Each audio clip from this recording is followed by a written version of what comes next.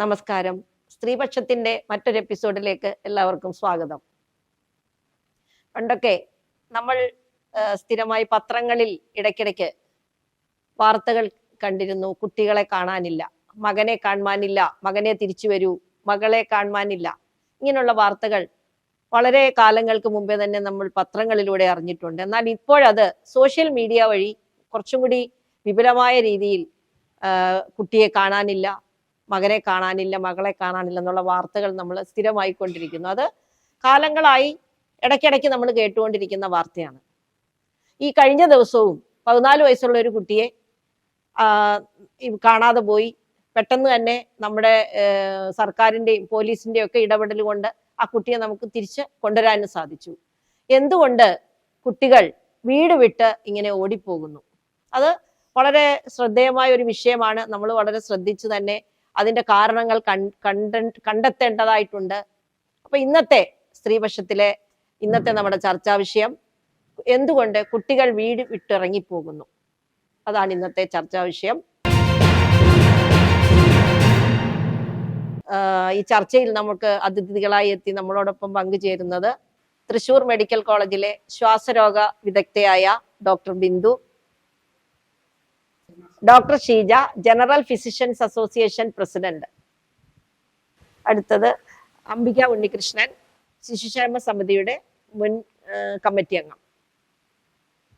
സനം P Thoppil, ശിശുക്ഷേമ സമിതിയുടെ ട്രഷററായിട്ട് ഇപ്പോൾ പ്രവർത്തിക്കുന്നു. ഇന്ന് പല വീടുകളിലും കുട്ടികൾ വീടുകളിൽ നിന്ന് ഇറങ്ങിപ്പോകുന്ന ഒരു സിറ്റുവേഷൻ ഉണ്ടായിരിക്കുന്നു. അതെന്താണ്, എന്തുകൊണ്ടാണ് എന്ന് നമ്മൾ അതിനെക്കുറിച്ച് വളരെ ഗൗരവമായി ചിന്തിക്കേണ്ടതായിട്ടുണ്ട്. എനിക്ക് തോന്നുന്നത് ഇന്ന് കുട്ടികളുടെ വീട്ടിലെ അന്തരീക്ഷം, വീട്ടിൽ ഇന്ന് കുട്ടികൾ സംതൃപ്തരല്ല എന്നുള്ളതാണ്. സ്നേഹവീട്, ഇന്ന് വീടുകൾ പലതും സ്നേഹവീടല്ല. സ്നേഹ വീട്ടിൽ നിന്ന് പണ്ട് സ്കൂളിൽ പഠിപ്പിച്ചുകൊണ്ടിരിക്കുമ്പോൾ അധ്യാപകർ പറയാറുണ്ട് കുട്ടികൾ സ്നേഹ വീട്ടിൽ നിന്നും കടന്നു വരണമെന്ന്. അതായത് സ്നേഹ വീടെന്ന് ഉദ്ദേശിക്കുന്നത് കുട്ടികൾക്ക് വീട്ടിൽ നിന്ന് സ്നേഹവും കരുതലും സംരക്ഷണവും സുരക്ഷിതത്വവും ഇവയെല്ലാം ലഭിക്കണം. ഇവയെല്ലാം ലഭിച്ചാൽ മാത്രമേ ഒരു കുട്ടി പൂർണ്ണമായും സന്തുഷ്ടയാവുകയുള്ളൂ, അല്ലെ സന്തുഷ്ടനാവുകയുള്ളൂ. അപ്പൊ ഇന്ന് കുട്ടികൾ പലതരത്തിലും, ഇന്നത്തെ സാഹചര്യങ്ങൾ, വീട്ടിലെ സാഹചര്യങ്ങളൊക്കെ അനുസരിച്ച് പലതരത്തിലും കുട്ടി സന്തുഷ്ടയല്ല എന്നുള്ളതാണ് നമ്മൾ ഈ ഒരു ഇറങ്ങിപ്പോക്കിൽ നിന്ന് മനസ്സിലാക്കേണ്ടതായിട്ടുള്ളത്. അപ്പോൾ അതിനെക്കുറിച്ചാണ് നമ്മുടെ ഇന്നത്തെ ചർച്ച. ഇപ്പൊ ഈ വിഷയത്തിലെ ഓരോരുത്തരുടെയും അഭിപ്രായം ആരായുകയാണ്. ആദ്യമായി ഡോക്ടർ ബിന്ദുവിന് ഇന്ന് ഈ വിഷയത്തില് എന്താണ് ഇതിനെക്കുറിച്ചുള്ള, ഈ കുട്ടികൾ ഇങ്ങനെ ഇറങ്ങിപ്പോകുന്നതുമായി ബന്ധപ്പെട്ട് എന്തുകൊണ്ടാണ്, വീട്ടിലെ മാതാപിതാക്കളുടെ പ്രശ്നമാണോ അല്ല വീട്ടിലെ അന്തരീക്ഷമാണോ, എന്താണ് ഇങ്ങനെയുള്ള ഒരു വിഷയത്തിന് കാരണം എന്താണെന്ന് ഡോക്ടർക്ക് തോന്നിയിട്ടുള്ളത് എന്താണെന്ന് പറഞ്ഞാൽ കൊള്ളാം. ഒരു മെഡിക്കൽ കോളേജ് ടീച്ചർ എന്ന രീതിയിൽ ഞാൻ വളരെയധികം ടീനേജ് ആയിട്ടുള്ള കുട്ടികളായിട്ട് ഇടപഴകാറുണ്ട്. പിന്നെ ഒരു അമ്മ എന്ന രീതിയിൽ വീട്ടിലും കുട്ടികളുണ്ട്. അപ്പം ഞാൻ മനസ്സിലാക്കിയിരിക്കുന്ന കുറച്ച് കാര്യങ്ങൾ, ഇന്നത്തെ ജീവിതം വളരെ തിരക്കേറിയതാണ്. ഈ തിരക്കിൻ്റെ ഇടയിൽ അച്ഛനും അമ്മയും പലപ്പോഴും കുട്ടികളുടെ പ്രശ്നങ്ങളോ കുട്ടികൾക്ക് എന്തെങ്കിലും പറയാൻ ആവശ്യം ഉണ്ടാവുമ്പോൾ നമ്മൾ അതിന് സമയം കണ്ടെത്താൻ വൈകാറുണ്ട്. അത് മാത്രമല്ല, ഇന്ന് ന്യൂക്ലിയർ ഫാമിലിയാണ് കൂടുതലുള്ളത്. പണ്ടൊക്കെ അപ്പൂപ്പനും അമ്മൂമ്മയും അച്ഛമ്മയും ഒക്കെ വീട്ടിലുണ്ടാവുമ്പോൾ കുട്ടികൾക്ക് കുറച്ചും കൂടി ഒരു സംരക്ഷണമുള്ളൊരു സിറ്റുവേഷൻ ഉണ്ടായിരുന്നു. ഇന്ന് അങ്ങനെയല്ല. കുട്ടികൾ മിക്കവാറും അവരുടെ മുറിയിൽ അടച്ചിരുന്ന് സോഷ്യൽ മീഡിയ, പലതരം സോഷ്യൽ മീഡിയ, ഇൻസ്റ്റാഗ്രാം, ഫേസ്ബുക്ക്, ഇതിലൊക്കെ കൂടി പല ആൾക്കാരായിട്ട് സുഹൃത്തുക്കളാവുന്നു. പല അട്രാക്ഷൻസ് അവർക്ക് ഉണ്ടാവുന്നു. അങ്ങനെ അവർക്ക് കുറേ അട്രാക്ഷൻസും ഉണ്ട്. അവർക്ക് അവരുടെ ആ പ്രൊട്ടക്ഷൻ വീട്ടിൽ നിന്ന് കിട്ടും, അല്ലെങ്കിൽ അവരുടെ സംശയങ്ങൾ ക്ലിയർ ചെയ്യാൻ വീട്ടിലൊരാളുണ്ട് എന്നുള്ളൊരു അറിവ് അവർക്ക് കിട്ടുന്നില്ല. ഇങ്ങനെ പല റീസൺസ് കൊണ്ടാണ് എനിക്ക് തോന്നുന്നു ഇങ്ങനെ സംഭവിക്കുന്നത്. മാതാപിതാക്കളുടെ ഒരു കരുതൽ കുറവ്, അതായത് സ്നേഹക്കുറവ്. ഇന്നത്തെ സമൂഹം നമുക്കറിയാം, മാതാപിതാക്കൾ ഏറെയും ജോലിക്കാരാണ്. ഇപ്പൊ ന്യൂക്ലിയർ ഫാമിലിയെ കുറിച്ച് ഡോക്ടർ പറഞ്ഞു. പണ്ട് കൂട്ടുകുടുംബത്തിലായിരുന്നപ്പോൾ പറഞ്ഞ ശരിയാണ്, അപ്പന്റെ സഹോദരന്മാരുണ്ട്, സഹോദരിമാരുണ്ട്, അവർ ഒന്നിച്ച് അവരുടെ മക്കള്, അതുപോലെ മാതാപിതാക്കള്, ഗ്രാൻഡ് പേരൻസിന്റെ കെയറും അവരുടെ ഒരു ആശ്വാസം. ഒരു കുട്ടിക്ക് എന്നും വേണ്ടത് ഏത് വിഷയങ്ങൾ ഉണ്ടായാലും അവർക്ക് ഒരു ആശ്വാസമാണ്. അപ്പൊ ആ തരത്തില് അതിന്റെ ഒരു പോരായ്മ ഇന്നത്തെ സമൂഹത്തിൽ ഉണ്ടോ എന്നുള്ളത് സനം കൊച്ചു കുട്ടികളുമായിട്ട് ഇടപെടുന്ന ഒരു അധ്യാപിക കൂടിയാണ്. സനത്തിന്റെ അഭിപ്രായം എന്താണ്? ഞാനൊരു അംഗൻവാടി ടീച്ചർ കൂടിയാണ്. നമ്മളുടെ അടുക്കൽ ടീനേജിൻ്റെ നല്ലൊരു ഗ്രൂപ്പ് തന്നെയുണ്ട്. അപ്പോൾ ഒരു അമ്മയുടെ സ്ഥാനത്ത് നിന്നുകൊണ്ടാണ് ഈ ടീനേജിനെ ഒരു അധ്യാപിക എന്നതിൽ അപ്പുറം ഒരു അമ്മ എന്നുള്ള നിലയിലാണ് നമ്മളവരെ എപ്പോഴും കണ്ടുകൊണ്ടിരിക്കുന്നത്. അപ്പോൾ നമ്മുടെ അടുക്കിലേക്ക് വരുന്ന കുട്ടികൾ നമ്മോട് ഒരു അമ്മയോട് പറയുന്നത് പോലെ കാര്യങ്ങൾ പറയാൻ തയ്യാറാവുന്നു എന്നുള്ളതാണ്. അവർക്ക് കുടുംബങ്ങളിൽ നിന്ന് തന്നെയാണ് ഒരു പരിധിവരെ പ്രശ്നങ്ങൾ നേരിടേണ്ടി വരുന്നത്. ഇപ്പോൾ നമുക്കറിയാം, വളരെയധികം തിരക്കുള്ള ഒരു കാലഘട്ടമാണ് മാതാപിതാക്കൾക്ക്. അപ്പോൾ ഈ തൊഴിൽപരമായിട്ടാണെങ്കിലും IT മേഖലയിലെല്ലാം ജോലി ചെയ്യുന്ന അമ്മമാർക്ക് ഏതാണ്ട് ഒരു 12 മണി വരെ രാത്രി വരെയൊക്കെ ജോലി ചെയ്യേണ്ട ഒരു സാഹചര്യം ഇന്ന് നിലവിലുണ്ട്.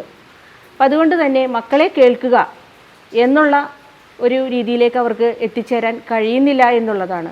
മക്കളെ കേട്ടില്ല എങ്കിൽ അല്ലെങ്കിൽ കണ്ടില്ല എങ്കിൽ അവരേത് തരത്തിലാണ് വഴിതെറ്റി പോകുന്നതെന്ന് നമുക്ക് ആർക്കും പറയാൻ പറ്റാത്ത ഒരു സാഹചര്യമാണ് ഇന്നിപ്പോൾ നിലവിലുള്ളത്. 1 മണിക്കൂറെങ്കിലും നാം എന്നും എത്ര തിരക്കുള്ള ഒരു അമ്മയാണെങ്കിലും അവരെ കേൾക്കാനുള്ള ഒരു സാഹചര്യം നാം കുടുംബത്തിൽ തന്നെ ഉണ്ടാക്കണം എന്നുള്ളതാണ്. അപ്പം അതുകൊണ്ട് അവർ ഇന്ന് രാവിലെ സ്കൂളിലേക്ക് പോയാൽ ഈ 6 മണിക്കൂർ നമ്മുടെ അടുക്കൽ ഈ അമ്മയുടെ അടുക്കൽ ഈ കുട്ടികളില്ല എന്നുള്ളതാണ്. അപ്പോൾ എന്താണ് അവിടെ സംഭവിക്കുന്നത് അതിനിടയിൽ സംഭവിക്കുന്നത് എന്താണെന്നുള്ളത് ആർക്കും ഒരു തരത്തിലും അറിയാൻ സാധിക്കുന്നില്ല എന്നുള്ളതാണ്. അപ്പോൾ വൈകുന്നേരം കുട്ടി തിരിച്ചു വരുമ്പോൾ വളരെ അവരെ ആദ്യം നാം ചെയ്യേണ്ടത് തന്നെ ആ സ്വീകരണം തന്നെ വളരെ നല്ല രീതിയിലായിരിക്കണം. കാരണം അവർക്ക് വളരെയധികം പ്രശ്നങ്ങൾ ആ പോകുന്ന 6 മണിക്കൂർ സമയത്ത് ഉണ്ടാവാനുള്ള സാധ്യതയുണ്ട്. പഠിക്കുന്നതിനുള്ള ബുദ്ധിമുട്ടുകൾ, അതുപോലെ തന്നെ പോകുന്ന വഴിക്കുള്ള ബുദ്ധിമുട്ടുകൾ, തിരിച്ചു വരുമ്പോഴുള്ള ബുദ്ധിമുട്ടുകൾ, ഇതെല്ലാം നല്ലതാവാം ചീത്തയാവാം. ഇതെല്ലാം അമ്മമാർ കൃത്യമായിട്ട് അവരെ ആ ഒരു സ്വീകരണത്തിൽ തന്നെ അവർക്ക് വേണ്ട വൈകുന്നേരം വരുമ്പോഴുള്ള ഭക്ഷണങ്ങളെല്ലാം കൊടുത്തുകൊണ്ട് അത് കേൾക്കാനുള്ള 1 മണിക്കൂർ സമയം ചെലവഴിച്ചാൽ ഒരു പരിധിവരെ കുട്ടികൾ ഒരമ്മയിൽ നിന്നോ അല്ലെങ്കിൽ ഒരു മാതാപിതാക്കളിൽ നിന്നോ വിട്ടുപോകില്ല എന്നുള്ളതാണ്. അതിൽ നന്മയുണ്ടാകാം, തിന്മയുണ്ടാകാം. നന്മയെല്ലാം നാം അവരെ അപ്രിഷ്യേറ്റ് ചെയ്തുകൊണ്ട് വലിയ വലിയ ഉയരങ്ങളിലേക്ക് എത്തിക്കുന്നതിനൊരു സാഹചര്യം ഉണ്ടാകും. തിന്മയാണെങ്കിൽ അത് പറഞ്ഞ് മനസ്സിലാക്കിക്കൊണ്ട് അവരെ തിരുത്തുക, ആ തിന്മയിലേക്ക് പിന്നെ പോവാതിരിക്കാനുള്ള ഒരു സാഹചര്യം ഉണ്ടാക്കുക എന്നുള്ളതാണ്. ഇത്തരത്തിൽ നമ്മുടെ കുട്ടികൾ വഴിതെറ്റി പോകാതിരിക്കാനായിട്ട് നാം തന്നെ ഒരു മുൻകരുതൽ കൊടുക്കണം എന്നുള്ളതാണ് എനിക്ക് പറയാനുള്ളത്. സനം പറഞ്ഞത് വളരെ കറക്റ്റായിട്ടുള്ള കാര്യമാണ്. ഇന്ന് കുട്ടികൾക്ക് വീടുകളിൽ നിന്ന് ലഭിക്കുന്ന സ്നേഹം, കരുതല്, അതൊക്കെ വളരെ കുറവാണെന്നുള്ളത് വളരെ സത്യമാണ്. കുട്ടികളോട് സംവദിക്കാൻ, അല്ലെങ്കിൽ കഴിഞ്ഞ ദിവസം ഞാനൊരു ഫീച്ചർ വായിക്കുകയുണ്ടായി. എല്ലാ വീട്ടിലും കുട്ടികളോട് സംസാരിക്കാൻ മാതാപിതാക്കൾ ഫോണും മറ്റെല്ലാ കാര്യങ്ങളും മാറ്റി വെച്ചിട്ട് കുട്ടികൾക്ക് വേണ്ടി കുറച്ച് സമയം ചെലവഴിക്കണം. ക്വാളിറ്റി ടൈം എന്നാണ് അതിന്, ക്വാളിറ്റി ടൈം എന്ന പേരിൽ ആ ഒരു അതിന് പറയുന്ന പേര് തന്നെ അതാണ്, ക്വാളിറ്റി ടൈം. കുട്ടികളുമായി അവരുടെ എല്ലാ കാര്യങ്ങളുമായും അവരുമായി സംവദിക്കാനും അവരുടെ വിഷമങ്ങളും പ്രയാസങ്ങളും സന്തോഷങ്ങളും പങ്കുവയ്ക്കാനും ഒരു ക്വാളിറ്റി ടൈം നമ്മൾ ഉണ്ടാക്കിയെടുക്കണം എല്ലാ വീട്ടിലും മാതാപിതാക്കളെന്ന് ഞാൻ വായിക്കുകയുണ്ടായി. അപ്പൊ അതിനെക്കുറിച്ച് ഡോക്ടർക്ക് എന്താ അഭിപ്രായം? ഇപ്പൊ മുമ്പ് സംസാരിച്ചവർ പറഞ്ഞു വീട്ടിലെ കെയർ കുറവ് അല്ലെങ്കിൽ തിരക്ക്. ശരിയാണ്, അതൊരു ഭാഗമാണ്. പക്ഷേ എനിക്ക് തോന്നിയിട്ടുള്ളത് അത് തിരക്ക് അതിൻ്റെ ഒരു വശം മാത്രമാണ്.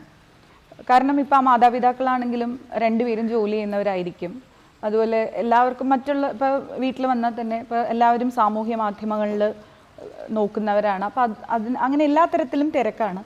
പക്ഷേ ഇപ്പോൾ ഉള്ള കുട്ടികൾക്ക് ഒത്തിരി മാനസിക സമ്മർദ്ദം അനുഭവിക്കുന്നവരാണ് ആ കുട്ടികളെന്ന് എനിക്ക് തോന്നിയിട്ടുണ്ട്. കാരണം ഞാൻ പലപ്പോഴും ആശുപത്രിയിൽ ഇങ്ങനെ മിസ് ആയ കുട്ടികളെ പോലീസ് പിടിച്ചു കൊണ്ടുവരുമ്പോൾ എപ്പോഴും അവർ നമ്മളുടെ അടുത്ത് കൊണ്ടുവരും. മെഡിക്കൽ എക്സാമിനേഷൻ കഴിഞ്ഞാണ് ആ കുട്ടിയെ മാതാപിതാക്കൾക്ക് കൈമാറുന്നത്. അപ്പോൾ ഞാൻ ചില കുട്ടികളോട് സമയമുള്ള സമയത്ത് ഞാൻ പലരോടും ചോദിച്ചിട്ടുണ്ട്, എന്താണ് ഇങ്ങനെ വീട്ടിലൊന്നും പറയാതെ ഓടിപ്പോവാൻ കാരണം. അപ്പോൾ അതിൽ ഒരിക്കൽ എനിക്ക് ഒരു 5 ആൺകുട്ടികൾ ഇതുപോലെ ഒളിച്ചോടിപ്പോയി. അവരധികം താമസിക്കുന്ന കോഴിക്കോട് എവിടെ വെച്ച് അവരെ പിടിച്ചു. എറണാകുളത്ത് നിന്നാണ് പോയത്. അപ്പോൾ ഞാൻ അവരോട് ചോദിച്ചു, 9ാം ക്ലാസ്സിൽ പഠിക്കുന്ന കുട്ടികളാണ്. അപ്പോൾ ഇങ്ങനെ 5 പേര് കൂടി എന്താ പോകാൻ കാരണം. അപ്പോൾ അവർക്ക് പരീക്ഷയുടെ റിസൾട്ട് വന്നപ്പോൾ അവർക്ക് ഉദ്ദേശിച്ച മാർക്കില്ല. അപ്പം അത് വീട്ടിൽ പറയുമ്പോൾ വീട്ടിൽ നിന്ന് എങ്ങനെ ആണ് അവരോട് പ്രതികരിക്കുക മാതാപിതാക്കൾ, അങ്ങനത്തെ ഒരു പേടിയിലാണ്. അപ്പോൾ അവരെല്ലാവരും കൂടെ തീരുമാനിച്ചു എന്തായാലും വീട്ടിൽ പോയാൽ ചീത്ത കേൾക്കും അല്ലെങ്കിൽ തല്ലുകൊള്ളും, എന്നാൽ പിന്നെ ഏതായാലും വേറെ എവിടെയെങ്കിലും പോകാമെന്ന് പറഞ്ഞാൽ അങ്ങനെ അവർ ഗോവയ്ക്ക് പോകാൻ തീരുമാനിക്കുകയാണ്. അങ്ങനെയാണ്.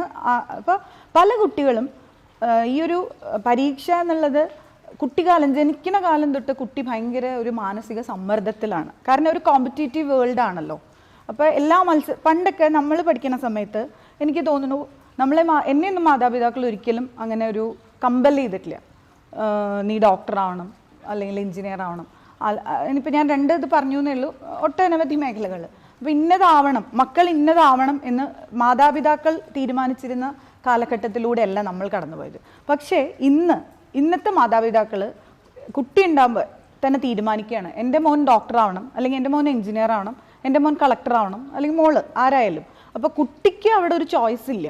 അതായത് കുട്ടിക്ക് ചിലപ്പോൾ അതായിരിക്കില്ല ഇഷ്ടം, വേറെ എന്തെങ്കിലും ആയിരിക്കും. അപ്പോൾ അല്ലെങ്കിൽ എൻ്റെ മോളൊരു സിനിമാ നടിയാവണം. അപ്പോൾ ഇങ്ങനത്തെ രീതിയിൽ ആ കുട്ടിയെ മോൾഡ് ചെയ്ത് കൊണ്ടുവരികയാണ് എന്നാണ് എനിക്ക് തോന്നിയിട്ടുള്ളത്. കാരണം അങ്ങനെ വരുമ്പോൾ ആ കുട്ടികൾ അനുഭവിക്കുന്ന ഒരു സമ്മർദ്ദം, അല്ലെങ്കിൽ ഒരു പരീക്ഷയിൽ മാർക്ക് പറയുമ്പോൾ ഉടനെ ചോദിക്കും നിൻ്റെ കൂടെയുള്ള നിൻ്റെ സുഹൃത്ത് മറ്റേ കുട്ടിക്ക് എത്ര മാർക്കുണ്ട്.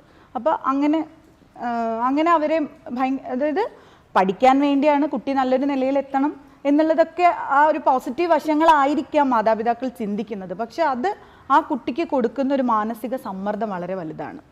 അപ്പോൾ ഈ ഒരു സമ്മർദ്ദത്തെക്കുറിച്ച് ആ കുട്ടിക്ക് സംസാരിക്കാനും ആരുമില്ല.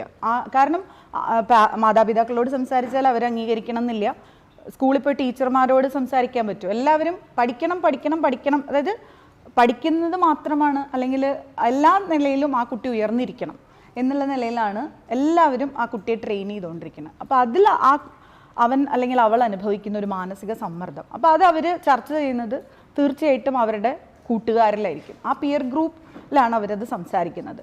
അതല്ലെങ്കിൽ ഇപ്പോൾ ഒരു സാമൂഹ്യ മാധ്യമങ്ങളിലൂടെ അവർ പരിചയപ്പെടുന്ന ആൾക്കാർ, അപ്പോൾ അവരോട് ഇവർ മനസ്സിലാക്കുന്നത് ഈ മാതാപിതാക്കൾക്ക് എന്നോട് താല്പര്യമില്ല, അല്ലെങ്കിൽ എന്നോട് ഇതിൽ ഇഷ്ടം കുറവാണ്.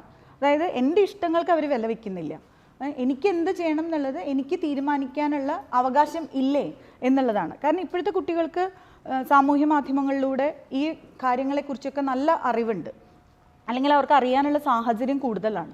അപ്പോൾ ഇപ്പം നമ്മൾ പറഞ്ഞു കേരളത്തിലെ കുട്ടികളെല്ലാം തന്നെ ബോൾഡായി ചിന്തിക്കുന്നവരാണ്. ആ ഒരു ബോൾഡ്നെസ്സും ഇതിനൊരു സഹായകമാണ്. അപ്പോൾ എനിക്ക് ഇഷ്ടമുള്ള പോലെ ജീവിക്കാൻ, അതല്ലെങ്കിൽ എൻ്റെ ഇഷ്ടങ്ങൾക്കനുസരിച്ച് പോവാൻ ഈ വീട്ടിൽ നിന്നാൽ നടക്കില്ല, അല്ലെങ്കിൽ മാതാപിതാക്കളുടെ സംരക്ഷണത്തിലാവുമ്പോൾ പറ്റില്ല. അപ്പോൾ അതുകൊണ്ട് ആ ഒരു രീതിയിൽ ചിന്തിക്കുന്നത് കൊണ്ട് കൂടിയാവണം അവരിങ്ങനെ വീട് വിട്ടു പോകുന്നത്. അതുപോലെ തന്നെ മൊബൈൽ, ഇപ്പം നമ്മളിപ്പോൾ ഈ വീട് വിട്ടു പോകുന്നതല്ല, പല കുട്ടികളും ജീവിതത്തിൽ നിന്ന് തന്നെ പോകുന്നൊരവസ്ഥയുണ്ട്. ഇപ്പോൾ പ്രത്യേകിച്ച് ഈ കോവിഡ് കഴിഞ്ഞ കാലഘട്ടത്തിൽ നമുക്ക് എല്ലാ കുട്ടികൾക്കും മൊബൈൽ വാങ്ങിക്കൊടുക്കേണ്ട ഒരു അവസ്ഥ ഉണ്ടാക്കി.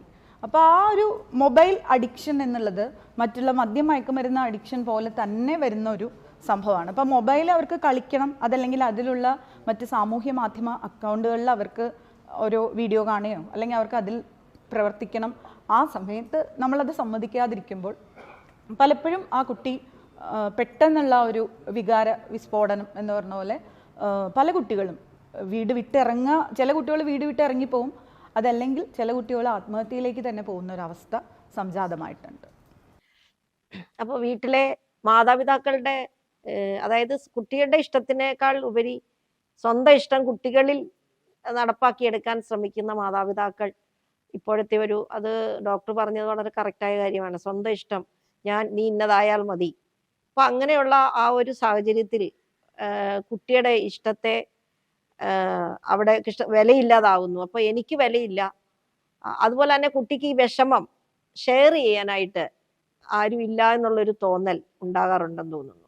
അപ്പം അംബിക മാഡത്തിന് എന്താ അതേക്കുറിച്ച് പറയാനുള്ളത്? ഒരു വീട്ടില് ഇപ്പോഴത്തെ ന്യൂക്ലിയസ് ഫാമിലിയില് ഈ കുഞ്ഞുങ്ങള് അമ്മയും അപ്പനും മാത്രമേ ഉള്ളൂ, അവർ രണ്ടുപേരും ജോലിക്കാരാണ്. അപ്പൊ ആ കുട്ടിക്ക് ഉണ്ടാകുന്ന സമ്മർദ്ദം അല്ലെ ഇതുപോലെ ഒന്നും ഒരു ഷെയർ ചെയ്യാൻ ആളില്ലാത്ത ആ ഒരു അവസ്ഥ.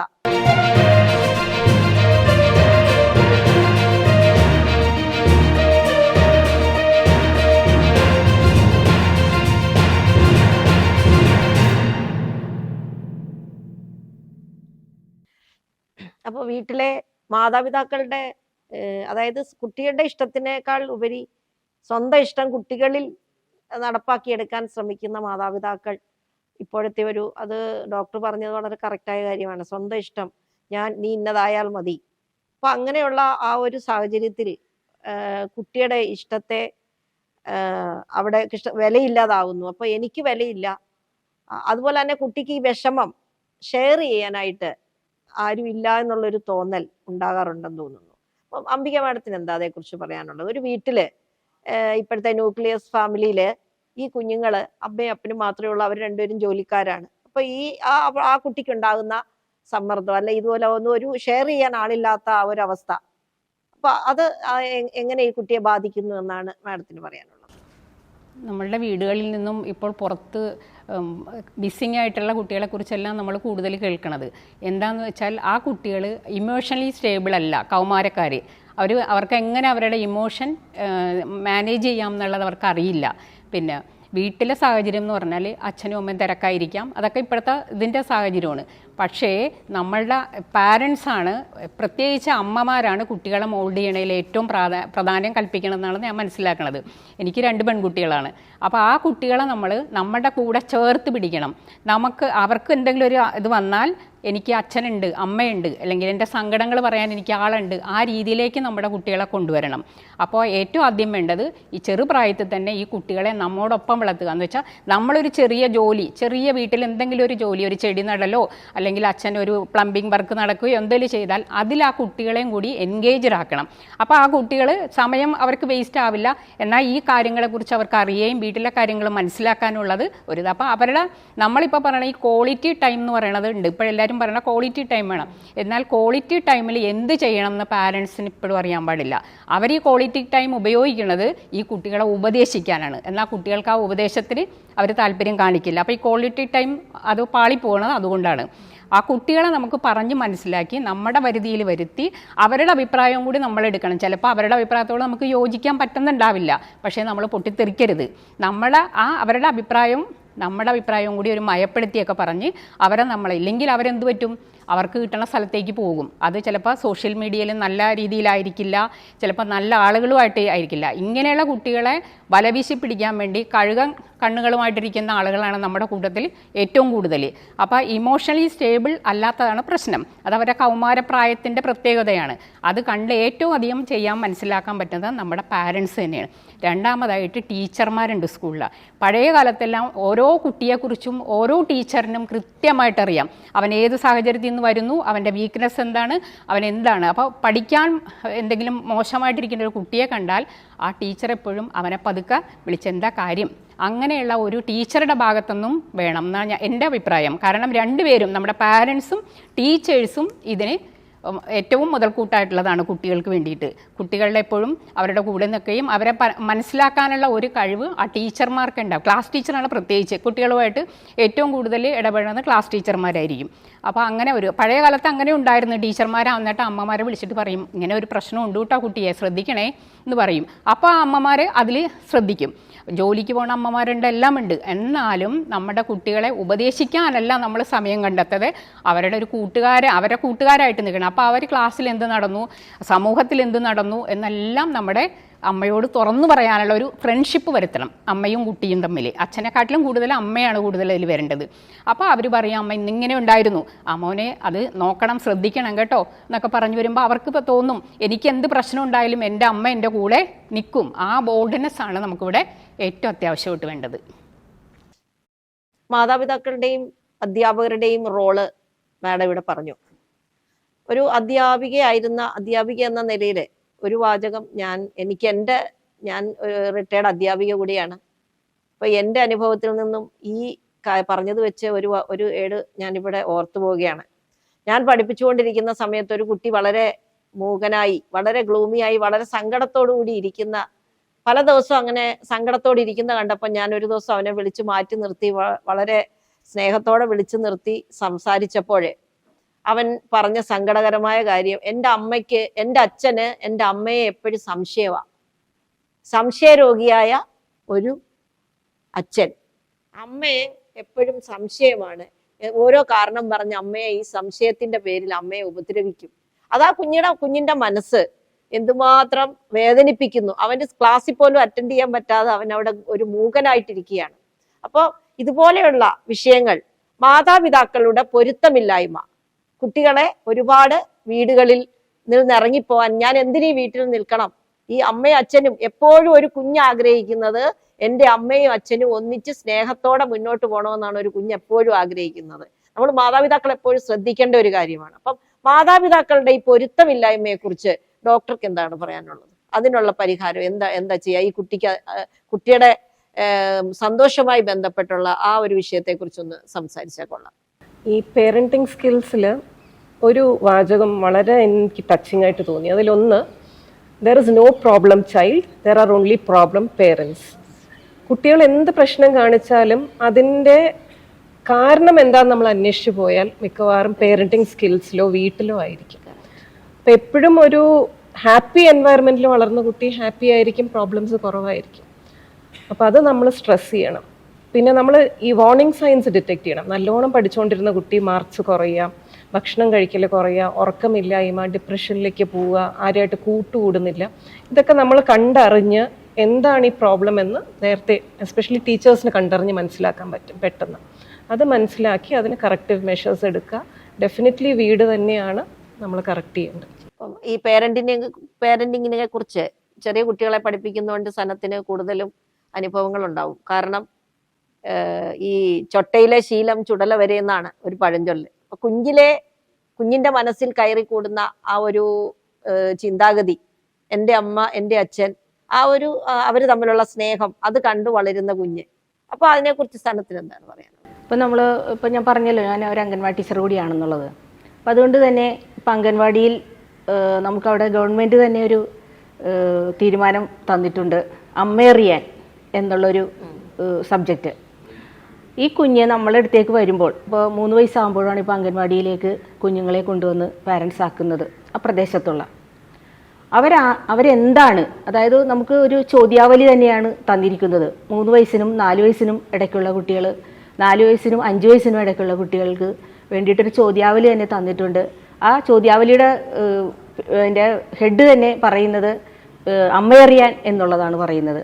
അപ്പോൾ ആ കുട്ടി ആ പ്രായത്തിൽ, ആ 3 വയസ്സുകാരൻ ആ പ്രായത്തിൽ എന്തെല്ലാം കാര്യങ്ങളാണ് ആ വയസ്സിനനുസരിച്ച് ചെയ്യേണ്ടതെന്നുള്ള ഒരു ചോദ്യാവലിയാണ് അത്.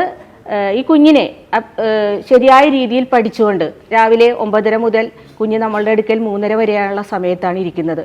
ആ സമയത്ത് ഈ കുഞ്ഞിനെ കുറിച്ച് നമ്മൾ പഠിക്കുകയാണ്. അവൻ ചെയ്യുന്ന ഓരോ പ്രവൃത്തിയെക്കുറിച്ചും പഠിക്കുകയാണ്. അങ്ങനെ 3 മാസം ആ കുഞ്ഞിനെ നമ്മൾ പഠിച്ചു കഴിഞ്ഞതിന് ശേഷം പാരൻസിനെ നമ്മൾ ഒരു മീറ്റിംഗ് ആയിട്ട് വിളിച്ചു കൂട്ടിക്കൊണ്ട് നമ്മൾ ഈ ഒബ്സർവ് ചെയ്ത കാര്യങ്ങളെല്ലാം അമ്മയറിയാന്ന് പറയുന്ന ഒരു പ്രഫോമയുണ്ട്. ആ പ്രഫോമയിൽ അടയാളപ്പെടുത്തിക്കൊണ്ട് അമ്മയെ ഏൽപ്പിക്കുകയാണ്, തിരിച്ചേൽപ്പിക്കുകയാണ്.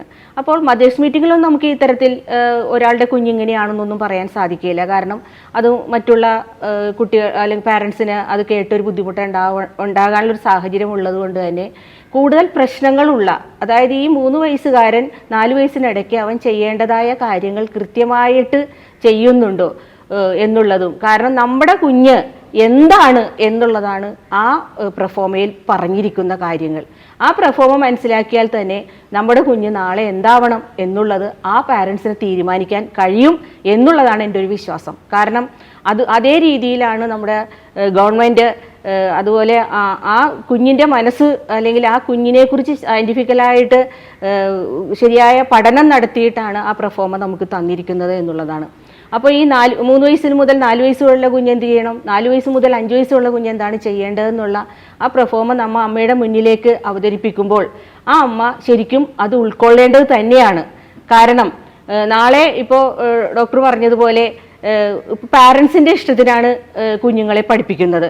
അപ്പോൾ പാരൻസിൻ്റെ ഇഷ്ടത്തിന് അവൻ പോകാൻ പ്രാപ്തനാണോ എന്നുള്ളതിൻ്റെ ഒരു അറിവാണ് നമ്മൾ ഈ 3 വയസ്സാകുമ്പോൾ, ഈ കുഞ്ഞിന് 3 വയസ്സാകുമ്പോൾ തന്നെ ആ അമ്മയ്ക്ക് കൊടുക്കുന്നത് എന്നുള്ളതാണ്. പിന്നെ അത് കൂടാതെ അവന് വേണ്ട ഇപ്പോൾ ഡോക്ടേഴ്സിൻ്റെ പരിചരണങ്ങളാണ് വേണ്ടതെങ്കിൽ അതിനനുസരിച്ച് ആ ഒരു രീതിയിലേക്കുള്ള ട്രീറ്റ്മെൻറ്റുകളിലേക്ക് കൊണ്ടുപോകാം. അതല്ല അവന് ആ സാന്ത്വനം എന്നുള്ള നിലയിൽ, അല്ലെങ്കിൽ മാതാപിതാക്കൾ ഇപ്പോൾ പറഞ്ഞല്ലോ, പാരൻസ് എല്ലാം വഴക്കിടുന്ന ഒരു സാഹചര്യം അവൻ്റെ കുഞ്ഞു മനസ്സിനെ വളരെയധികം വേദനിപ്പിക്കും. അതുപോലെ തന്നെ വേർപിരിയുന്ന, അതായത് ബന്ധം വേർപിരിയുന്ന മാതാപിതാക്കളുണ്ട്. അപ്പോൾ ആ തരത്തിൽ കുഞ്ഞുങ്ങൾക്ക് മാനസിക ബുദ്ധിമുട്ടുണ്ടാകാം. കൂടാതെ കുട്ടികൾ തന്നെ, ചെറിയ കുട്ടികളാണെങ്കിൽ പോലും ആൺ പെൺ വ്യത്യാസമില്ലാതെയാണ് ലൈംഗിക ചൂഷണത്തിന് ഇരയാകുന്നത് എന്നുള്ളതാണ്. അപ്പം ആ തരത്തിൽ കുഞ്ഞ് പീഡിപ്പിക്കപ്പെട്ടിട്ടുണ്ടോ എന്നുള്ളത് നമുക്ക് അറിയാൻ സാധിക്കും. അതുപോലെ ദാരിദ്ര്യം എന്ന് പറഞ്ഞാൽ നമുക്കറിയാം, നമ്മൾ ഫുഡെല്ലാം കൊടുക്കുന്നുണ്ടെങ്കിലും ഒരു ഭാഗം കുടുംബത്തിൽ നിന്ന് തന്നെയാണ് ആ ഫുഡിൻ്റെ അംശങ്ങൾ കിട്ടേണ്ടത്. അപ്പോൾ ആ തരത്തിൽ ഉള്ള ഒരു ബുദ്ധിമുട്ടുണ്ടോ എന്നുള്ളത് നമുക്കറിയാൻ സാധിക്കും. അങ്ങനെ അനവധി കാര്യങ്ങൾ നമുക്ക് ഈ ഒരു അമ്മയെറിയാൻ എന്നുള്ള ആ ഒരു പ്രൊഫോമയിൽ നിന്നും പാരൻസിനെ നമുക്ക് ധരിപ്പിക്കാൻ സാധിക്കും. പിന്നെ അവന് അസുഖം, ഇപ്പോൾ മടി പിടിച്ചിരിക്കുകയാണെങ്കിൽ അവൻ ആ മടിയുടെ കാരണം, അതായത് അസുഖം കൊണ്ടാണോ അവന് മടി വരുന്നത്, അല്ലെങ്കിൽ അവൻ്റെ വേറെ എന്തെങ്കിലും പ്രോബ്ലം കൊണ്ടാണോ എന്നുള്ളത്, ശാരീരിക പ്രോബ്ലം കൊണ്ടാണോ എന്നുള്ളത് നമുക്ക് മനസ്സിലാക്കാൻ സാധിക്കും. അങ്ങനെ ഓരോ തരത്തിലും നമ്മൾ ആ പാരൻറ്റിനെ 3 മാസം കൂടുമ്പോൾ പാരൻറ്റിനെ അവരുടെ കുഞ്ഞെന്താണ്, അവൻ്റെ ഈ പ്രായത്തിലുള്ള അവസ്ഥ എന്താണെന്ന് നമ്മൾ മനസ്സിലാക്കി കൊടുത്തുകൊണ്ടിരിക്കുകയാണ്. ഈ തരത്തിൽ ഒരു 3 വയസ്സ് മുതൽ 5 വയസ്സ് വരെ കൃത്യമായ ആ പഠനം നമ്മളോടൊപ്പം, ആ ടീച്ചറിനോടൊപ്പം സഹകരിക്കുന്ന ഒരു മാതാപിതാക്കളാണെങ്കിൽ അവരുടെ കുഞ്ഞ് എന്തായി തീരും എന്നുള്ളത്, അല്ലെങ്കിൽ ആ ഒരു ഏതാണ് അവൻ്റെ വഴി എന്നുള്ളത് ഒരു ചെറിയൊരു തീരുമാനം തന്നെ നമുക്ക് ഇവിടെ നിന്ന് എടുത്തു പോകാൻ സാധിക്കും എന്നുള്ളതാണ് എനിക്ക് പറയാനുള്ളത്. അപ്പോൾ 3-4 വയസ്സിൽ തന്നെ ഒരു സ്വന്തം കുട്ടിയെ മനസ്സിലാക്കാൻ മാതാപിതാക്കൾക്ക് കഴിയാനുള്ള എല്ലാ സംവിധാനവും ഇപ്പോൾ സർക്കാർ സംവിധാനത്തിൽ തന്നെ അംഗൻവാടി വഴി നടപ്പിലാക്കുന്നുണ്ട് എന്നുള്ളത് നമ്മളിപ്പം മനസ്സിലാക്കി. പക്ഷേ ഇങ്ങനെയുള്ള ഒരു സൗകര്യം ഇന്നത്തെ മാതാപിതാക്കൾ അതിന് എത്ര മാത്രം വില കൊടുക്കുന്നു, അത് എത്ര മാത്രം ഉപയോഗപ്പെടുത്തുന്നു എന്നുള്ളത് നമ്മൾ ശ്രദ്ധിക്കേണ്ടതാണ്. അതിലുപരി എനിക്ക് വേറൊരു കാര്യം ചോദിക്കാനുള്ളത്, ഇപ്പം കഴിഞ്ഞ ദിവസം ഒരു കഥയായിട്ടാണെങ്കിൽ ഒരു കഥയിൽ ഞാൻ ഒരു വായിച്ചു, ഒരു കൊച്ച് ടീച്ചർക്ക് ആരാവണം എന്നുള്ള ഒരു ചോദ്യം ടീച്ചർ ചോദിച്ചപ്പോ എല്ലാ ക്ലാസ്സിലെ എല്ലാ കുട്ടികളും എനിക്ക് ആരാവണമെന്നുള്ള ഉത്തരവ് എഴുതി. അതിൽ ഒരു കുട്ടി മാത്രം എഴുതി എനിക്കൊരു മൊബൈൽ ഫോൺ ആകണം എന്ന് ഒരു കുഞ്ഞ് ഉത്തരവ് എഴുതി. അപ്പൊ ടീച്ചർ ഇതെടുത്ത് നോക്കിയിട്ട് ടീച്ചർ വളരെ വിഷമം തോന്നി, വളരെ അത്ഭുതം തോന്നി. ആ കുഞ്ഞിനെ വിളിച്ചിട്ട് ചോദിച്ചു, നീ എന്താ അങ്ങനെ ആയത്? എനിക്കൊരു മൊബൈൽ ഫോൺ ആയാൽ മതി, മറ്റാരും ആകണ്ടേ, നിനക്ക് വേറൊന്നും ആകണ്ടേ എന്ന് ടീച്ചർ ആ കൊച്ചിനോട് ചോദിച്ചപ്പോൾ ആ കുഞ്ഞു പറഞ്ഞത്, എന്റെ അമ്മ, കൊച്ചു കുഞ്ഞാണ്, 2ാം ക്ലാസ്സിൽ പഠിക്കുന്ന കുട്ടിയാണ്, എന്റെ അമ്മയുടെ കയ്യിൽ എപ്പോഴും മൊബൈൽ ഉണ്ടാവും, എന്റെ അച്ഛന്റെ കയ്യിലും എപ്പോഴും മൊബൈൽ ഉണ്ടാവും, അവരെവിടെ പോയാലും, അവർ ടോയ്ലറ്റിൽ പോയാലും ആ മൊബൈൽ ഉണ്ടാവും, ഭക്ഷണം കഴിക്കുമ്പോഴും മൊബൈലുണ്ട്, അവർ കിടന്നുറങ്ങുമ്പോഴും അവരുടെ ബെഡിന്റെ അടുത്ത് മൊബൈലുണ്ട്. എന്നെ അവർ ശ്രദ്ധിക്കുന്നേ ഇല്ല. ആ മൊബൈൽ ഫോൺ ആകാൻ കഴിഞ്ഞാൽ എന്റെ അച്ഛന്റെയും അമ്മയുടെയും സാന്നിധ്യം എനിക്ക് എപ്പോഴും ഉണ്ടാകുമല്ലോ എന്നാണ് ആ കുഞ്ഞു പറഞ്ഞത്.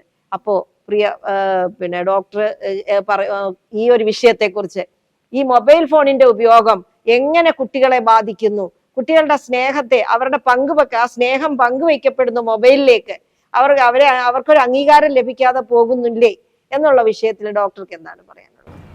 തീർച്ചയായും വളരെ വലിയൊരു കാര്യമാണ് ഇപ്പോൾ പറഞ്ഞത്. കാരണം ഞാൻ ഈ ടീച്ചർ പറഞ്ഞ ഈ കഥ ഞാനും വായിച്ചിട്ടുണ്ട്. അപ്പം ശരിക്കും പറഞ്ഞാൽ ആ ഒരു കൊച്ചുകുട്ടിയുടെ മനസ്സിൽ അത്രയും, അതായത് അമ്മയുടെ അച്ഛൻ്റെയും ഒരു സ്നേഹം അല്ലെങ്കിൽ ആ ഒരു സാന്നിധ്യം ഏറ്റവും കൂടുതൽ ലഭിക്കുന്നത് മൊബൈലിനായതുകൊണ്ടാണ് ആ കുട്ടിയെ മൊബൈലാവണം എന്ന് ആഗ്രഹിക്കുന്നത്. അപ്പം ഞാനൊരു കുട്ടികളിലെ മാനസികാരോഗ്യത്തിലെ ഒരു ലേഖനം വായിച്ച സന്ദർഭത്തിൽ അതിലെഴുതിയിട്ടുണ്ട് 3 സമയങ്ങളിൽ നമ്മൾ കുട്ടികളെ ഹഗ് ചെയ്യണം എന്നുള്ളത്. അതായത് നമ്മൾ രാവിലെ എണീറ്റ ഉടനെ, അതുപോലെ അവർ സ്കൂളിൽ നിന്ന് തിരിച്ചു വരുന്ന സമയത്ത്, അതുപോലെ നമ്മൾ ഉറങ്ങാൻ പോകുന്ന സമയത്ത്, ഈ 3 സമയത്തും നമ്മൾ നമ്മുടെ കുട്ടികളെ ഹഗ് ചെയ്യണം എന്ന് അതിൽ പറഞ്ഞിട്ടുണ്ട്. അപ്പോൾ ഈ ഹഗ് ചെയ്യുമ്പോൾ ആ കുട്ടികൾക്ക് കിട്ടുന്ന ഒരു സംരക്ഷണം, അതല്ലെങ്കിൽ അതിൽ ഒത്തിരി ഹോർമോണുകളും പ്രവർത്തിക്കുന്നുണ്ട്. ആ ഹഗ്ഗിലൂടെ അവർക്ക് ഉൽപ്പാദിപ്പിക്കപ്പെടുന്ന കുറേ ഹോർമോണുകൾ.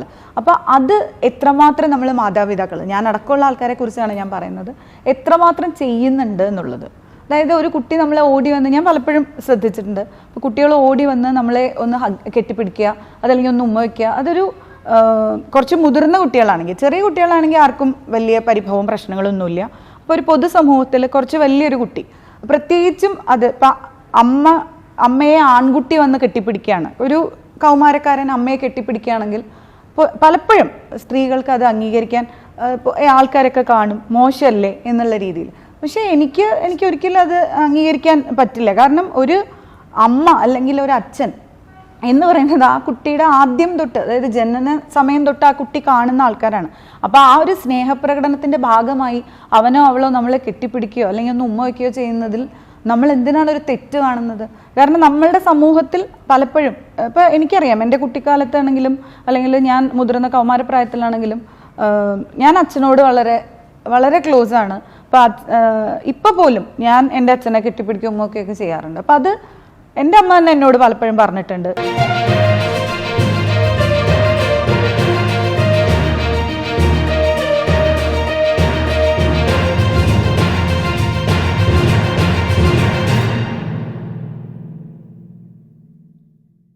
ഞാനൊരു കുട്ടികളിലെ മാനസികാരോഗ്യത്തിലെ ഒരു ലേഖനം വായിച്ച സന്ദർഭത്തിൽ അതിൽ എഴുതിയിട്ടുണ്ട് 3 സമയങ്ങളിൽ നമ്മൾ കുട്ടികളെ ഹഗ് ചെയ്യണം എന്നുള്ളത്. അതായത് നമ്മൾ രാവിലെ എണീറ്റ ഉടനെ, അതുപോലെ അവർ സ്കൂളിൽ നിന്ന് തിരിച്ചു വരുന്ന സമയത്ത്, അതുപോലെ നമ്മൾ ഉറങ്ങാൻ പോകുന്ന സമയത്ത്, ഈ 3 സമയത്തും നമ്മൾ നമ്മുടെ കുട്ടികളെ ഹഗ് ചെയ്യണം എന്ന് അതിൽ പറഞ്ഞിട്ടുണ്ട്. അപ്പോൾ ഈ ഹഗ് ചെയ്യുമ്പോൾ ആ കുട്ടികൾക്ക് കിട്ടുന്ന ഒരു സംരക്ഷണം, അതല്ലെങ്കിൽ അതിൽ ഒത്തിരി ഹോർമോണുകളും പ്രവർത്തിക്കുന്നുണ്ട്. ആ ഹഗ്ഗിലൂടെ അവർക്ക് ഉൽപ്പാദിപ്പിക്കപ്പെടുന്ന കുറേ ഹോർമോണുകൾ.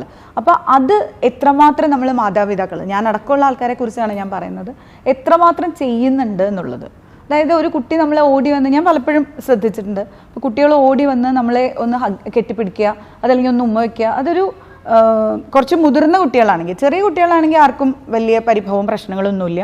അപ്പോൾ ഒരു പൊതുസമൂഹത്തിൽ കുറച്ച് വലിയൊരു കുട്ടി, പ്രത്യേകിച്ചും അത് ഇപ്പം അമ്മയെ ആൺകുട്ടി വന്ന് കെട്ടിപ്പിടിക്കുകയാണ്, ഒരു കൗമാരക്കാരൻ അമ്മയെ കെട്ടിപ്പിടിക്കുകയാണെങ്കിൽ പലപ്പോഴും സ്ത്രീകൾക്ക് അത് അംഗീകരിക്കാൻ ആൾക്കാരൊക്കെ കാണും, മോശമല്ലേ എന്നുള്ള രീതിയിൽ.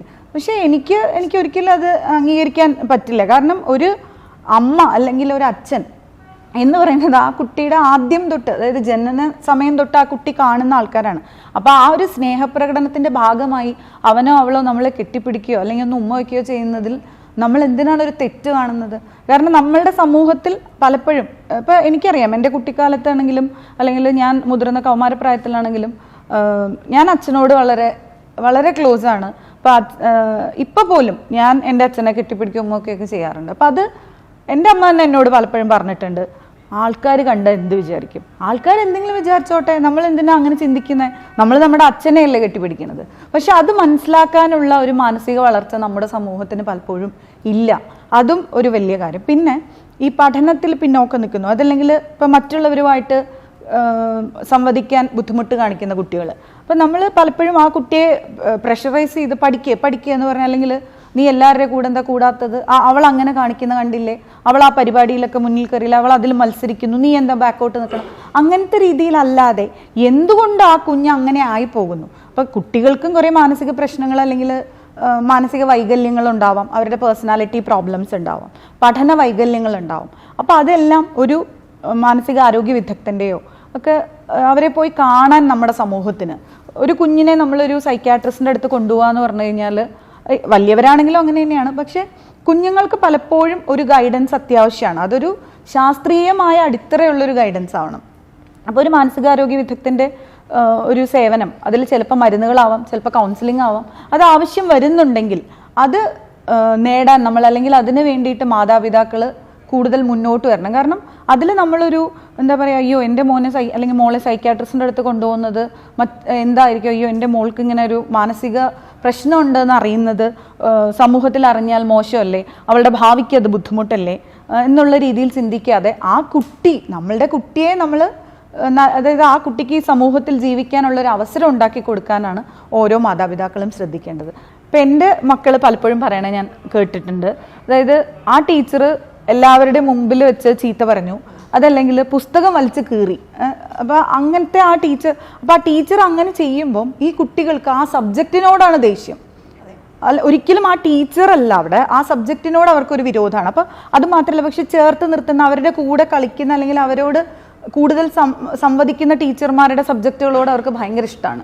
അപ്പോൾ അത് പ്രത്യേകിച്ചും ടീച്ചർമാർ ഒന്ന് ശ്രദ്ധിക്കേണ്ടതാണ്. ഈ ഇത്രയും നേരം നമ്മൾ ചർച്ചയിൽ പറഞ്ഞത് ഇന്നത്തെ ഈ ഒരു കാലഘട്ടത്തില്, അതായത് ഒരു ന്യൂജൻ, ഇപ്പോഴ് ഒരുപാട് സോഷ്യൽ മീഡിയയിലൂടെ ഒരുപാട് ഡെവലപ്മെന്റ് ഒരുപാട് നമുക്ക് വന്നിട്ടുണ്ട്. അപ്പൊ ഇപ്പൊ കളഞ്ഞു പോകുന്ന കുട്ടികളെ പെട്ടെന്ന് തന്നെ മണിക്കൂറുകൾക്കകം നമുക്ക് കണ്ടെത്താൻ സാധിക്കുന്നുണ്ട്. എവിടെ പോയാലും, ഇപ്പൊ നമ്മുടെ കേരളം വിട്ട് മറ്റു സംസ്ഥാനങ്ങളിൽ പോയാൽ തന്നെയും നമുക്ക് എങ്ങനെയെങ്കിലും പെട്ടെന്ന് തന്നെ അവരെ കണ്ടുപിടിക്കാനായിട്ട് പല മാർഗങ്ങളിലൂടെ സാധിക്കുന്നുണ്ട്. എന്നാൽ വർഷങ്ങൾക്ക് മുമ്പ് പണ്ട് ഇതുപോലെ തന്നെ പല സംഭവങ്ങൾ ഉണ്ടായിട്ടുണ്ട്. പല പെൺകുട്ടികളെ കാണാതായിട്ടുണ്ട്, ആൺകുട്ടികളെ കാണാതായിട്ടുണ്ട്. ഇന്നും അതിനെക്കുറിച്ച് ഒരു രാഹുൽ എന്ന് പറയുന്ന ഒരു കുട്ടിയെ ഞാൻ ഇപ്പോഴും ഓർക്കുന്നുണ്ട്. രാഹുൽ എന്ന് പറയുന്ന കുട്ടി കളിക്കുന്ന സ്ഥലത്തു നിന്ന്, ഗ്രൗണ്ടിൽ നിന്ന് വീട്ടിലേക്ക് വെള്ളം കുടിക്കാൻ പോയതാണ്. കുട്ടി വീട്ടിലും എത്തിയിട്ടില്ല, തിരിച്ച് ഗ്രൗണ്ടിലും വന്നിട്ടില്ല. ആ കുട്ടി അന്ന് 9 വയസ്സുള്ളപ്പോഴാണ് ആ കുട്ടിയെ കാണാതായത്. അതൊക്കെ ഇപ്പോഴും എന്റെ ഓർമ്മയിലുണ്ട്. ആ വാർത്തയിൽ നമ്മൾ പത്രത്തിൽ വന്ന വാർത്ത. ഇന്നും ആ കുട്ടി എവിടെയാണെന്നോ, മരിച്ചുപോയോ, ജീവിച്ചിരിപ്പുണ്ടോ ഒന്നും അറിയാൻ സാധിക്കുന്നില്ല. അപ്പോൾ അങ്ങനെയുള്ള ഒരുപാട് സംഭവങ്ങൾ കഴിഞ്ഞ കാലഘട്ടങ്ങളിൽ നമുക്ക് ഉണ്ടായിട്ടുണ്ട്. അപ്പോൾ ആ ഒരു കാലഘട്ടത്തെ കുറിച്ച് അന്ന് ആ മാതാപിതാക്കൾക്കുണ്ടാകുന്ന വിഷയങ്ങളും ആ വിഷയത്തെക്കുറിച്ച് നിങ്ങൾക്ക് പൊതുവായിട്ട് എന്താണ്, ഡോക്ടർക്ക് എന്താ പറയാനുള്ളത്? നമ്മൾ കുറെ കഥകൾ കേട്ടിട്ടുണ്ട്. അതിൽ വളരെ വേദനയുള്ള ഒരെണ്ണം, പണ്ട് ഈ ഓർഗൻ റാക്കറ്റ് ഉണ്ട്, കിഡ്നിക്കൊക്കെ വേണ്ടി കുട്ടികളെ തട്ടിക്കൊണ്ടുപോകുന്നത്. അങ്ങനെ ഒരു ഡോക്ടർ ഫാമിലിയിലെ കുട്ടി ഇതേമാതിരി ട്യൂഷന് നിൽക്കുന്നത് കണ്ടു, ട്യൂഷൻ ക്ലാസ്സിൽ നിന്ന് ഇറങ്ങിയത് കണ്ടു, പക്ഷെ പിന്നെ കാണാനില്ല. പക്ഷെ ഇന്നത്തെ കാലത്ത് അതില്ല, അന്നത്തെ അതൊക്കെ ഉണ്ടായിരുന്നു. പിന്നെ എൻ്റെ ഒരു ഫ്രണ്ട് ഇതേമാതിരി പറഞ്ഞിട്ടുണ്ട്, അദ്ദേഹം വീട്ടിൻ്റെ മുമ്പിൽ കളിച്ചുകൊണ്ടിരുന്നപ്പോഴത്തേക്കും ഈ തമിഴന്മാരാണോ അറിയില്ല, നാടോടികൾ മാതിരി എടുത്തോണ്ട് പോയി. പക്ഷെ ഭാഗ്യത്തിന് ഓടി വന്നപ്പോഴത്തേക്കും ഒരു വണ്ടിയിൽ കയറ്റി കൊണ്ടുപോയത് അവർക്ക് പിടിച്ചു കൊണ്ടുവരാൻ പറ്റി. അതൊക്കെ അന്നത്തെ കാലത്ത് ഉണ്ടായിരുന്നു. പക്ഷെ ഇപ്പോഴും എനിക്ക് തോന്നുന്നു കുറച്ചു കാലം മുമ്പ് ഒരു വീട്ടിലെ കുട്ടികളെ ബെല്ലടിച്ചിട്ട് കുട്ടികൾ മാത്രം ഉള്ളെങ്കിൽ കട്ടുകൊണ്ടുപോകുന്നൊരു എന്തോ ഒരു ന്യൂസ് ഇറങ്ങിയിരുന്നു. അതൊക്കെ ഒരു സൈഡ് ഓഫ് ദ പിക്ചർ. വേറെ ഒരു സൈഡ് ഉള്ളത് കുട്ടികൾ സ്വയം ഒളിച്ചോടി പോകുന്നത്. സ്വയം ഒളിച്ചോടി പോകുന്ന 2 കാരണങ്ങളാണ്. ഒന്ന്, വീട്ടിൽ സഹിക്കാൻ വയ്യ, അടി കിട്ടുമോ എന്നുള്ള പ്രശ്നം, അവരുടെ സൈക്കോളജിക്കൽ പ്രഷർ, അവരെ മുകളിൽ പേരൻസ് ഇടുന്ന സ്ട്രെസ്സ്. രണ്ടാമത് ഈ പറഞ്ഞ മാതിരി വീട്ടിൽ മനസ്സമാധാനമില്ലായ്മ, അല്ലെങ്കിൽ ഫൈനാൻഷ്യൽ പ്രശ്നങ്ങൾ, അതിൽ നിന്നൊരു നല്ല ലൈഫ് നോക്കി ഓടിപ്പോകുന്നത്. പിന്നെ ഒരു വശം പ്രേമം അല്ലെങ്കിൽ കല്യാണത്തിന് വേണ്ടി ഒളിച്ചോടുന്ന ഒരു രീതി. അപ്പം ഇങ്ങനെ ഈ പല പല പ്രശ്നങ്ങളുണ്ട്. അത് പണ്ടും ഉണ്ട്, ഇന്നും ഉണ്ട്. പണ്ടുണ്ടായിരുന്ന കൂടുതലും ഈ തട്ടിക്കൊണ്ടുപോകലും ഈ ഉള്ളൊരു വിഷയം കൂടി ഇന്നത്തേൽ കൂടുതലുണ്ടായിരുന്നു. എനിക്ക് തോന്നുന്നത് പട്ടിണി, അന്നത്തെ കാലത്ത് ഇത്രയും കുറേ മെമ്പേഴ്സ് ഉണ്ടാവും. അപ്പോൾ അംഗങ്ങൾ കൂടുതലുള്ളപ്പോൾ എല്ലാവർക്കും നല്ല വസ്ത്രമോ നല്ല ഭക്ഷണമോ ലഭിക്കാത്ത ഒരു കാലഘട്ടമായിരുന്നു അന്ന്. അപ്പൊ അത് ഒരു പ്രായം കഴിയുമ്പോൾ, തീരെ കുഞ്ഞു പ്രായത്തിലല്ല, ഇച്ചിരി വലുതാകുമ്പം ഇതിനേക്കാൾ എൻ്റെ വീട്ടിൽ നിന്ന് എനിക്ക് നല്ല രീതിയിലുള്ള ഭക്ഷണം അല്ലെ വസ്ത്രമൊന്നും ലഭിക്കുന്നില്ല.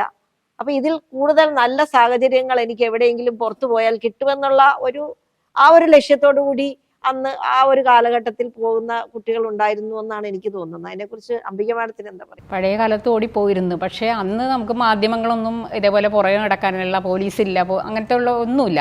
ആ അച്ഛനും അമ്മയും കുറേ നേരം ഇരുന്ന് കരയും, എൻ്റെ മോള് പോയി, എൻ്റെ മോൻ പോയി. പിന്നെ കുറേ കഴിയുമ്പോൾ അവരുടെ ജീവിത സാഹചര്യമായിട്ട് ഇതെല്ലാം പൊരുത്തപ്പെട്ട് പോകും. അതിൽ എനിക്കറിയാവുന്ന ഒരു കാര്യം എന്ന് വെച്ചാൽ, എൻ്റെ ഓഫീസിൽ എൻ്റെ ഒപ്പം ചെറിയ ജോലി ചെയ്തിരുന്ന ഒരു ലേഡി ഉണ്ടായിരുന്നു. ഭയങ്കര ബോൾഡാണ് അവർ. അപ്പോൾ ഞാൻ എപ്പോഴും വിചാരിക്കും ഭയങ്കര ബോൾഡാണെന്ന് പറഞ്ഞാൽ എന്തിനും നല്ല ധൈര്യമാണ്. ഞാൻ ചോദിച്ചു എവിടെ നിന്ന് കിട്ടി ഈ ധൈര്യമൊക്കെ എന്ന് ചോദിക്കുമ്പോൾ എന്നോട് പറഞ്ഞതാ 7 വയസ്സിൽ വീട് വിട്ട് പോയ ആളാണ് ഞാനെന്ന്. അപ്പം ഞാൻ ചോദിച്ചു, അയ്യോ 7 വയസ്സിലാ? 7 വയസ്സിൽ പോയി. അമ്മയായിട്ടൊരു ചെറിയ പ്രശ്നം, അമ്മ ജോലിക്ക് പോയപ്പോൾ വീട്ടുപണിക്ക് പോണതാണ്. അപ്പോൾ ഞങ്ങൾ ഇറങ്ങിപ്പോയി എന്ന് പറഞ്ഞു. അപ്പോൾ എന്നിട്ട് എന്ത് ചെയ്തു, ഞാനിങ്ങനെ നടന്ന് ഒരു കന്യാശ്രമത്തിൽ പോയി അവിടെ അഭയം പ്രാപിച്ചു. എൻ്റെ പേര് മാറ്റി പറഞ്ഞു, അത്ര ധൈര്യമാണ്. പേര് ഞാൻ എൻ്റെ ശരിക്കുള്ള പേരല്ല ഞാൻ പറഞ്ഞത്. എന്നിട്ട് അവിടെ നിന്ന് ഞാൻ അവിടെ അവരുടെ ജോലിയൊക്കെ ചെയ്ത് വളർന്ന് ഒരു 57 വർഷം മുമ്പ് നടന്ന സംഭവമാണ് ഇത്. അപ്പോൾ അത് കഴിഞ്ഞ് ഞാൻ എൻ്റെ വീട്ടിൽ ഞാൻ കുറേ 30-35 വർഷം കഴിഞ്ഞപ്പോൾ ഞാൻ തിരിച്ചു വന്നു എന്ന് പറഞ്ഞു. അത്ര ബോൾഡ്നെസ് അതിൽ അന്ന് കാണിച്ചിരുന്ന ആ കുട്ടി. അപ്പോൾ എന്തോ ഇന്നത്തെ സാഹചര്യമാണ് ചിലപ്പോൾ ആ കുട്ടീനെ ആരെങ്കിലും തട്ടിക്കൊണ്ടു പോകും. പക്ഷേ അന്നത്തെ സാഹചര്യം ആയതുകൊണ്ട് കുട്ടി ഇങ്ങനെ അലഞ്ഞിരിഞ്ഞൊക്കെ നടന്ന് ആ കുട്ടി അങ്ങനെ. അപ്പോൾ അന്നും ഉണ്ടായിരുന്നു ഇതെല്ലാം, പക്ഷെ നമ്മൾ അറിയണില്ലായിരുന്നു. ഇന്നായിരുന്നെങ്കിൽ ആ കുട്ടിയെ അപ്പോൾ തന്നെ കണ്ടുപിടിക്കുമായിരുന്നു. അപ്പോൾ അങ്ങനത്തെ ഒരു ഇതുണ്ട്. പിന്നെ നമ്മളുടെ പാരൻറ്റിങ് കെയർ കുറയണം. അത് പഴയ കാലത്താണെങ്കിലും ഇപ്പോഴത്താണെങ്കിലും പാരൻറ്റിങ് കെയർ 100% ശരിക്കാണ്. ഒരു കുട്ടിയും ഒരു സ്ഥലത്തും പോവില്ല, വഴിവിട്ട ഒരു പ്രവൃത്തിക്കും ആ കുട്ടി പോവില്ല. ഏറ്റവും പ്രധാനം പാരൻറ്റിങ് കെയർ തന്നെയാണ്. അതിൽ നമ്മളെല്ലാവരും ഉത്തരവാദികളാണ്. ഓരോ കുട്ടി പോകുന്നു പറയുമ്പോഴും എൻ്റെ കുട്ടിയെ നീ എന്തിനാ ഇങ്ങനെ ചെയ്തതെന്ന് നമ്മൾ ഓരോ അമ്മമാരും മനസ്സിൽ വിചാരിക്കും, അയ്യോ ഇനിയും ഇങ്ങനെ ഉണ്ടാവല്ലേ. ഇപ്പം അവസാനം ഈ കുട്ടി പോയപ്പോഴും നമ്മൾ വിചാരിച്ചു, അയ്യോ എന്താ കുട്ടി നീ ഇങ്ങനെ ചെയ്തതെന്ന് നമ്മുടെ മനസ്സിൽ ഇങ്ങനെ തോന്നുന്നതാണ്. പിന്നെ കുട്ടികളെ ഞാൻ ഡോക്ടർ പറഞ്ഞു, ടീച്ചർമാരുടെ പറഞ്ഞപ്പോൾ എൻ്റെ ഒരു അനുഭവം ഞാൻ പറഞ്ഞുതരാം. എൻ്റെ കുട്ടി LKG ചേർത്തപ്പോഴേക്കും കുട്ടി ആദ്യം കുറച്ച് ദിവസം സ്കൂളിൽ പോകും, പിന്നെ ഈ കുട്ടി പോകണില്ല, ഭയങ്കര കരച്ചിൽ, എനിക്ക് പോവണ്ട എന്താ മോനെ എന്ന് ചോദിച്ചിട്ട് കുട്ടി പറയില്ല, എന്താന്ന് പറയണില്ല. ഒരു ദിവസം കുട്ടി ഉറങ്ങാൻ കിടക്കുമ്പോൾ പറഞ്ഞ് എനിക്ക് ഒരു ടീച്ചറുടെ പേര് പറഞ്ഞിട്ട്, ടീച്ചർ എനിക്ക് പേടിയാണ് ഇങ്ങനെ പറയണം ഉറക്കത്തിൽ. അപ്പോഴാണ് നമുക്ക് പിടികിട്ടിയത്. അപ്പം പ്രിൻസിപ്പളോട് ചോദിച്ചു, ഇങ്ങനെ ഒരു ടീച്ചറുണ്ട്, മോൾക്ക് ഇങ്ങനെ ഒരു പ്രശ്നം ഉണ്ടല്ലോ എന്ന് പറഞ്ഞപ്പോൾ പ്രിൻസിപ്പൾ പറഞ്ഞു, ഞാൻ സംസാരിക്കാം, നമുക്ക് സോൾവ് ചെയ്യാം. നല്ല സ്കൂളിലായിരുന്നു കേട്ടോ. എന്നിട്ട് ആ ടീച്ചർ വേഗം വിളിച്ച്, പിന്നെ ഹസ്ബൻഡ് ഒരു പാക്കറ്റ് മിഠായിയൊക്കെ മേടിച്ചു കൊണ്ടുപോയി. ആദ്യം ആ ടീച്ചർക്ക് ഷെയ്ക്ക് ഹാൻഡ് പിടിപ്പിച്ച് മോളെ കൊണ്ട്, എന്നിട്ട് ഈ മിഠായിയൊക്കെ കൊടുത്തു, കുട്ടികൾക്കൊക്കെ കൊടുത്തു. അന്ന് തുടങ്ങി കുട്ടി ഒരു കുഴപ്പമില്ലാണ്ട് സ്കൂളിൽ പോകുമായിരുന്നു. അപ്പോൾ അതൊന്നും നമ്മൾ അറിഞ്ഞില്ലായിരുന്നെങ്കിൽ, അത് ആ കുട്ടി ഉറക്കത്തിൽ പറഞ്ഞതെങ്കിൽ നമ്മൾ അറിഞ്ഞത് കൊണ്ട് മാത്രം നമുക്കത് സോൾവ് ചെയ്യാൻ പറ്റും. അപ്പോൾ ടീച്ചർമാരുടെ റോൾ ഞാൻ പറഞ്ഞല്ലോ, നമുക്ക് ഭയങ്കര പ്രധാനപ്പെട്ട ഒരു വിഷയമാണ്. അത് നമ്മൾ മനസ്സിലാക്കിയും കൂടി വേണമായിരുന്നു. അല്ലെങ്കിൽ എനിക്ക് പറയാം അവനെ അടിച്ചിട്ട് വിടാം, ക്ലാസ്സിൽ പോകും, അങ്ങനെയൊന്നും പറ്റില്ല എന്ന് പറയാമായിരുന്നു. പക്ഷേ ആ കുട്ടി അത് ഇതാക്കി മോൾക്കൊരു കുഴപ്പമില്ലാതെ വന്നു. അപ്പോൾ അങ്ങനെയുള്ള ആ പാരൻറ്റിങ് കെയർ വളരെ ആവശ്യമായിട്ടുള്ള ഒരു കാര്യമാണ്. പിന്നെ നമ്മളുടെ ഇപ്പോഴത്തെ സാഹചര്യത്തിൽ WHO ഒരു 10 ഇറക്കിയിട്ടുണ്ട്, ലൈഫ് സ്കിൽ എന്നും പറഞ്ഞിട്ട്. അത് നമ്മുടെ ഗവൺമെൻറ് ഇപ്പോൾ ഒരു 8 വർഷമായിട്ട് നമ്മുടെ സ്കൂളുകളിൽ അത് നടത്തി വരികയാണ്. അതായത് ഒന്ന് സെൽഫ് അവെയർനെസ് ആണ്, നമ്മളെക്കുറിച്ചുള്ള ബോധം. ഓരോ കുട്ടിയോടും ചോദിക്കും, നിങ്ങൾക്ക് എന്ത് കഴിവുണ്ടെന്ന് ചോദിച്ചെന്ന് എഴുതാൻ പറഞ്ഞാൽ അതിൽ ഒരു 100% പിള്ളേരും 90% പിള്ളേരും എനിക്കൊരു കഴിവുമില്ല എന്ന് എഴുതുക. അവരുടെ വിചാരം എനിക്ക് പാട്ട് പാടാനോ ഡാൻസ് കളിക്കാനോ.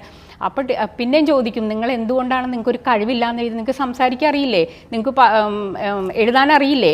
അതെല്ലാം ഒരു കഴിവായിട്ട് ആ കുട്ടികൾ കണക്കാക്കണില്ല. അപ്പം നമ്മളുടെ കഴിവിനെ ആ കുട്ടികൾ അറിയാം. അപ്പോൾ അത് ഗവൺമെൻറ് വരച്ചില്ല. പിന്നെ എമ്പതി എന്ന് പറഞ്ഞാൽ മറ്റുള്ളവരുടെ വിഷമം മനസ്സിലാക്കാനുള്ള ഒരു കഴിവ്. പിന്നെ എങ്ങനെ നമ്മുടെ സ്ട്രഗിൾ എങ്ങനെ കൺട്രോൾ ചെയ്യാം, പിന്നെ നമ്മുടെ ടെൻഷൻ എങ്ങനെ കൺട്രോൾ ചെയ്യാം, അങ്ങനെ ഒരു 10 സ്കില്ല് കൊടുത്തിട്ടുണ്ട്. പിന്നെ ഇപ്പോൾ നമ്മുടെ ഗവൺമെൻറ് തന്നെ അത് സ്കൂളിൽ നടപ്പാക്കിയിട്ട് അത് നമ്മുടെ IPS വിജയൻ സാറിൻ്റെ നേതൃത്വത്തിലാണ് അത് നടപ്പിലാക്കി.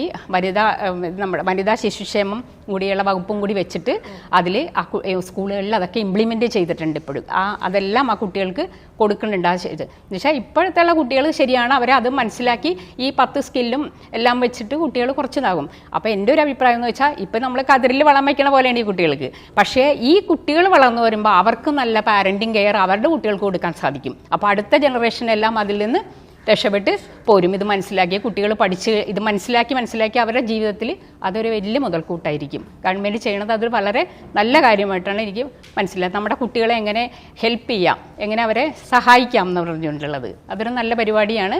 അത് വെച്ച് നമ്മുടെ കുട്ടികളെ എങ്ങനെയും നമ്മുടെ കുട്ടികളെ ഇതിൽ നിന്ന് രക്ഷിച്ചെടുക്കണം. അടുത്ത ജനറേഷനാണെങ്കിലും അതിൽ നിന്നൊക്കെ നമുക്ക് രക്ഷിച്ചെടുക്കാൻ നമ്മുടെ ഇതെല്ലാം സഹായമാകട്ടെ. അപ്പോൾ എനിക്ക് തോന്നുന്നത് കുട്ടികൾക്ക് അവയർനെസ് കൊടുക്കുന്നതിനേക്കാൾ കൂടുതൽ മാതാപിതാക്കൾക്കും ടീച്ചേഴ്സിനുമാണ് ഈ ചർച്ചയിൽ നിന്നും മനസ്സിലാക്കിയത്. ഈ മാതാപിതാക്കൾക്കും ടീച്ചേഴ്സിനുമാണ് ഈ അവയർനെസ് പ്രത്യേകമായി കൊടുക്കേണ്ടതെന്നാണ് നമ്മൾ ഈ ചർച്ചയിൽ നിന്ന് മനസ്സിലാക്കിയ കാര്യം. പിന്നെ ഒരു കാര്യം കൂടി ഞാൻ പറഞ്ഞിവിടെ അവസാനിപ്പിക്കുകയാണ്. ഇപ്പം ധൈര്യത്തിന്റെ കാര്യം പറഞ്ഞു. ഈ വീട്ടിലെ എന്ത് പ്രശ്നങ്ങൾ ഉണ്ടായാലും ധൈര്യവാനായ അല്ലെ ധൈര്യശാലിയായ ഒരു പെൺകുട്ടിയായാലും ആൺകുട്ടിയായാലും ധൈര്യമുള്ളത് കൊണ്ടാണ് അവൻ ഒളിച്ചോടി പോകുന്നത്. ധൈര്യമില്ലെങ്കിൽ, ധൈര്യമില്ലാത്ത കുട്ടി അങ്ങനെ തന്നെ ആ വീട്ടിലെ സാഹചര്യത്തിൽ അവൻ ജീവിക്കപ്പെടുന്നു, അവൻ അടിച്ചമർത്തപ്പെടുന്നു. അങ്ങനെയുള്ള കുട്ടികൾ ഭാവിയിൽ അവൻ ഒളിച്ചോടിയില്ലെങ്കിൽ അവന്റെ ജീവിതത്തിൽ നിന്ന് തന്നെ, അതായത് ഒടുവിൽ എന്തെങ്കിലും, അങ്ങനെയുള്ള കുട്ടികളാണ് കൂടുതലും വാശി കാണിക്കുന്നത്. ഇന്നത് വേണം, അത് വേണം, എനിക്ക് മൊബൈൽ വേണം, എനിക്ക് ബൈക്ക് വേണം. നമ്മൾ കേട്ടിട്ടുണ്ട്, ബൈക്ക് വേണമെന്നും പറഞ്ഞ് വാശി പിടിച്ച് ബൈക്ക് മേടിച്ചു കൊടുത്തില്ലെങ്കിൽ ആത്മഹത്യ ചെയ്യുന്ന കുട്ടികൾ. അപ്പൊ അങ്ങനെയുള്ള വീട്ടിലെ സാഹചര്യങ്ങൾ നല്ലതല്ല എങ്കിൽ കുട്ടി ഒളിച്ചോടുക മാത്രമല്ല, ഇതുപോലെയുള്ള ജീവിതത്തിൽ നിന്ന് തന്നെ ഒളിച്ചോടുകയും അതുപോലെ തന്നെ പിന്നെ അവര് ലഹരി മരുന്ന്, അതായത് മയക്കുമരുന്ന് പോലെയുള്ള ലഹരിക്ക് അടിമയായി അവരുടെ ജീവിതം തന്നെ ഇല്ലാതാകുകയും ചെയ്യുന്നതായിരിക്കും. എന്തായാലും നമ്മുടെ കുട്ടികൾ എന്നും നല്ല ആരോഗ്യമുള്ളവരായി നമ്മളോടൊപ്പം ഓരോ പേരന്റിന്റെയും അഭിമാനമായി നമ്മുടെ കുട്ടി നമ്മുടെ സമൂഹത്തിന് അഭിമാനമായി വളരണം. അതിനുവേണ്ടി ഓരോരുത്തരും, അധ്യാപകരും പേരൻസും എല്ലാവരും ശ്രദ്ധയോടുകൂടി തന്നെ മുന്നോട്ട് കൊണ്ടുപോകണം. സ്ത്രീപക്ഷത്തിന്റെ ഇന്നത്തെ എപ്പിസോഡ് ഇവിടെ അവസാനിച്ചിരിക്കുന്നു. മറ്റൊരു വിഷയവുമായി അടുത്ത എപ്പിസോഡിൽ കാണാം.